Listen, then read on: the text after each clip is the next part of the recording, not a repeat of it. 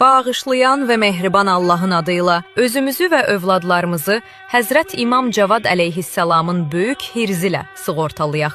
Unutmayaq ki, sehir, cadu, ələl-xüsus bir nəzər evi yıxandan sonra əfsus bəhrə bitirməz.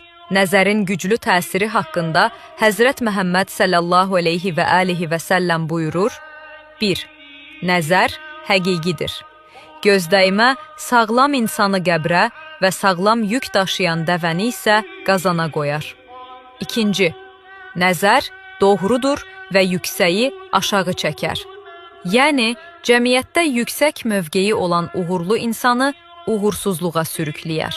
Həzrət İmam Sadiq əleyhissalam buyurur: Əgər qəbirlərin sirri açılsaydı, ölüm səbəbləri aşkar olunsaydı, onların çoxunun nəzərdən öldüyünü görərdiniz. Çünki nəzər haqdır. Təəssüflər ki, insanlar bu fövqəltəbii qüvvələrdən qorunmaq üçün falçulara müraciət edirlər. Beləliklə, bu dünyada ziyanı, o dünyada isə daimi əzabı seçirlər.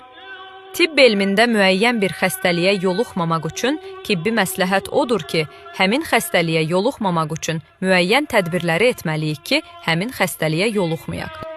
Ağıllı insanlar başa düşürlər ki, müəyyən bir xəstəliyə yoluxmamaq üçün tibbdəki tövsiyələr kimi mənşəyi sehr, cadu, xüsusən də nəzər ilə bağlı hər hansı bir hadisə baş verməzdən əvvəl lazımi tədbirləri etməliyik ki, pis hadisə baş verməsin. Səhlənkarlıq və lazımi tədbirlərin görülməməsi nəticəsində bir gözdəymə ilə həyatımız alt-üst ola bilər. Hətta insan qəfil həyatını itirə bilər. Buna baxmayaraq, müsəlmanlar, xüsusən də şiyələr, Həzrət İmam Cavad əleyhissalamın böyük hirzi ilə özlərini və övladlarını ömürlük sığortalamaqdan ərinirlər. Bir çox insanlar iki şeyə pul xərcləməkdə ərinirlər. Biri kitab almaq, digəri isə sehirdən, cadudan, xüsusən də nəzərin fövqəltəbii mənfi gücündən qorunmaq üçün. Həzrət İmam Cavad əleyhissalamın hirzini alıb öz üzərində saxlamaqdan və ya tablosunu evlərinin, mağazalarının divarından asmaqdan ərinirlər. Baxmayaraq ki, bu insanların bir çoxu kafir cinlərlə əlaqədə olan falçulara külli miqdarda pul xərcləməkdən çəkinmirlər.